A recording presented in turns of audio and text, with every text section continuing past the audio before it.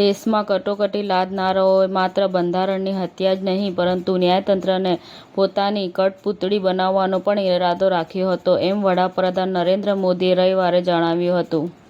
આ વર્ષના અંતમાં બિહારમાં વિધાનસભા ચૂંટણી યોજવાની તે પહેલાં રાજ્યમાં ફરી એકવાર રાજકારણ ગરમાયું છે. બિહારમાં એનડીએને રોકવા ઓવૈસીની મહાગઠબંધનની પાર્ટીઓ પાસે હાથ મિલાવવા પ્રયાસ.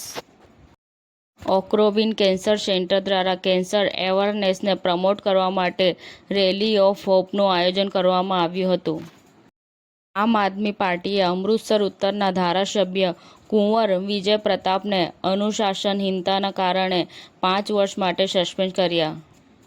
કેન્દ્રીય મંત્રી ડોક્ટર મનસુખ માંડવિયા પાલિતાણામાં સ્વચ્છતા સેનાનીઓ સાથે સન્ડે ઓન સાયકલમાં જોડાયા.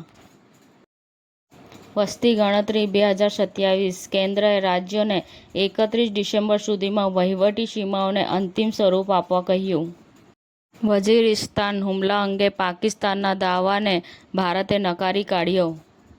વેરાવળ ચોરવાડ ઝુંડ ભવાની મંદિરે થાળ તથા ધજાનું ભવ્ય ઉજવણી કરાઈ.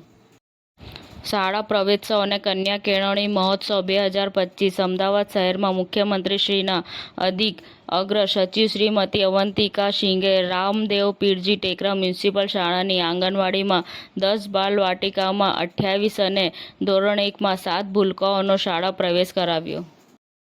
અરવલ્લીમાં મોડાસામાં ઇલેક્ટ્રોનિક એસોસિએશનનો સુવર્ણ જયંતિ મહોત્સવ ધામધૂમથી ઉજવાયો. સમાચાર ટુડે ન્યૂઝ ચેનલની ટીમ અને જે સત્ય છે તે જ બતાવશે.